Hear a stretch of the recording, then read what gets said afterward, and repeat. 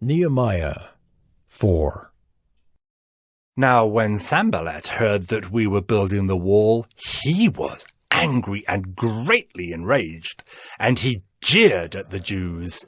And he said in the presence of his brothers and of the army of Samaria, "What are these feeble Jews doing? Will they restore it for themselves? Will they sacrifice?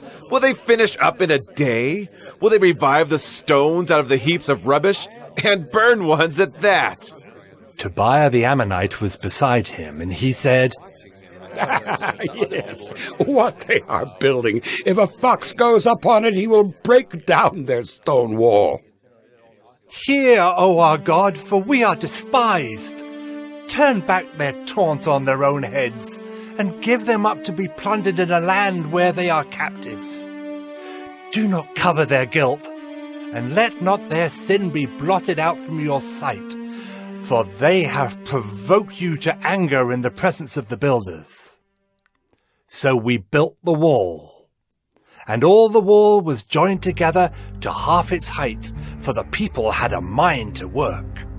But when Sanballat and Tobiah and the Arabs and the Ammonites and the Ashdodites heard that the repairing of the walls of Jerusalem was going forward, and that the breaches were beginning to be closed, they were very angry. And they all plotted together to come and fight against Jerusalem and to cause confusion in it.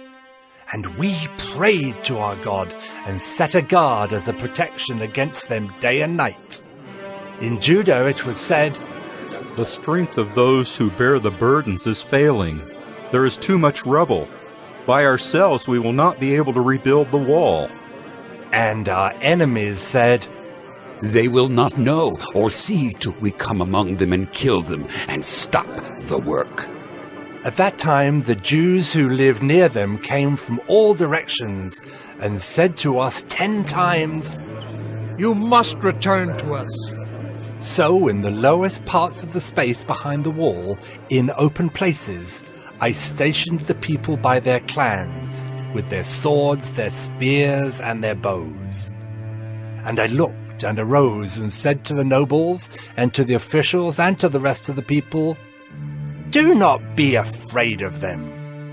Remember the Lord, who is great and awesome, and fight for your brothers, your sons, your daughters, your wives, and your homes."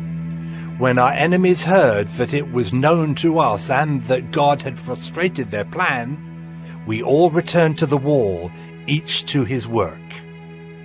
From that day on, half of my servants worked on construction, and half held the spears, shields, bows, and coats of mail.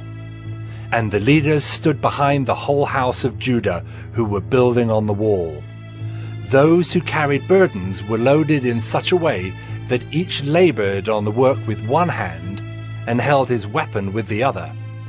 And each of the builders had his sword strapped at his side while he built. The man who sounded the trumpet was beside me. And I said to the nobles and to the officials and to the rest of the people, "The work is great and widely spread, and we are separated on the wall, far from one another.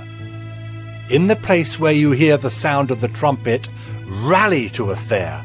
Our God will fight for us." So we labored at the work, and half of them held the spears from the break of dawn until the stars came out. I also said to the people at that time, "Let every man and his servant pass the night within Jerusalem, that they may be a guard for us by night, and may labor by day." So neither I nor my brothers, nor my servants, nor the men of the guard who followed me, none of us took off our clothes.